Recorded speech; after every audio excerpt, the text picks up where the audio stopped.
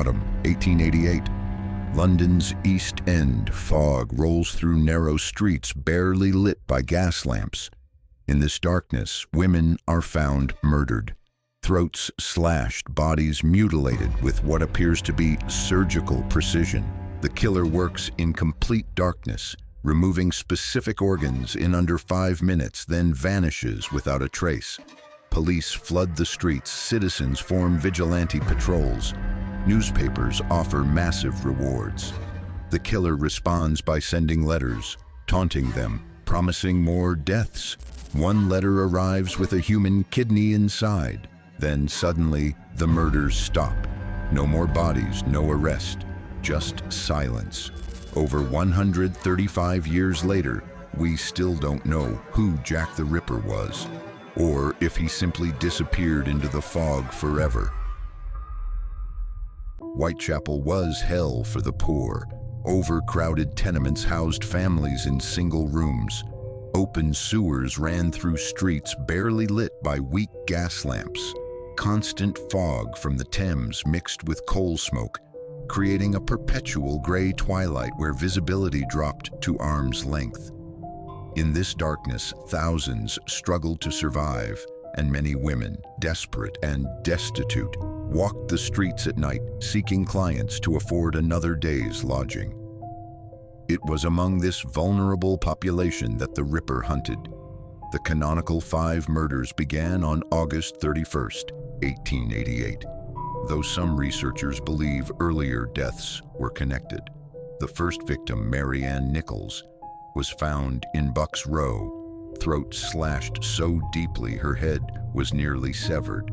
The violence escalated with each subsequent murder. Annie Chapman was found with her abdomen opened, organs removed. Elizabeth Stride and Catherine Eddowes were killed on the same night, September 30th, the double event that sent panic to new heights.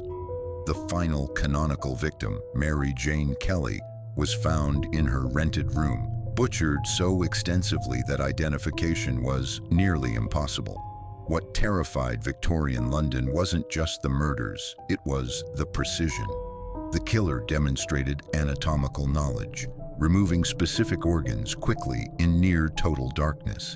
This suggested medical training, experience with dissection, or perhaps work in slaughterhouses. The mutilations seemed purposeful rather than frenzied, conducted by someone who remained calm while committing unspeakable acts. Fear paralyzed the East End. Women stopped working the streets, yet poverty forced them back within days. Citizens formed neighborhood watch groups, patrolling with lanterns and makeshift weapons. Police increased presence dramatically, yet the Ripper struck regardless, sometimes within minutes of officers passing nearby. He seemed to know police patterns, moving through the labyrinth of alleys and courts with intimate knowledge of escape routes.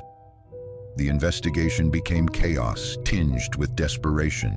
Scotland Yard received hundreds of letters claiming to be from the killer. Some were obvious hoaxes, others contained details that seemed too accurate to dismiss. The Dear Boss letter introduced the name Jack the Ripper and promised more deaths. The From Hell letter arrived with what appeared to be a human kidney, allegedly taken from victim Catherine Eddowes. Whether these were genuine or cruel hoaxes remains debated to this day. Theories multiplied wildly. The killer was a doctor, a butcher, a foreign sailor, a deranged midwife. Some claimed royal conspiracy, that the murders were committed to cover up an illicit relationship involving the royal family. Others suspected multiple killers working together. Police interrogated thousands of men, arrested dozens of suspects, followed countless leads to dead ends. Vigilante groups attacked foreigners and anyone deemed suspicious. The social fabric of Whitechapel tore under the strain of fear and uncertainty. Then, as suddenly as they began, the canonical murders stopped. After Mary Jane Kelly's death on November 9, 1888, the Ripper vanished. There were no more letters, no more mutilated bodies found in familiar patterns.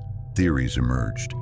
The killer had died, been institutionalized, fled abroad, or simply stopped. Without modern forensics, without reliable witness testimony, without any conclusive evidence, the case went cold. It remains officially unsolved to this day, spawning over a century of speculation, investigation, and obsessive analysis. Jack the Ripper was never caught, never identified, and never explained. The case file remains open in Scotland Yard archives, though no active investigation continues. Modern researchers using DNA analysis, geographic profiling, and historical records have proposed numerous suspects, but certainty remains impossible. The Ripper's true impact transcends the 5 canonical murders. He created a template for how we understand serial killers: the taunting letters, the escalating violence, the seeming invisibility. Most disturbingly, he proved that evil can strike, disappear, and leave only questions. No closure, no justice, just the terrible knowledge that somewhere, someone got away with murder and vanished into history's fog. The Ripper killed randomly, in chaos, driven by compulsion. But what if murder could be planned, systematized, industrialized? What if someone built an entire facility designed specifically for killing? That's exactly what happened in Chicago.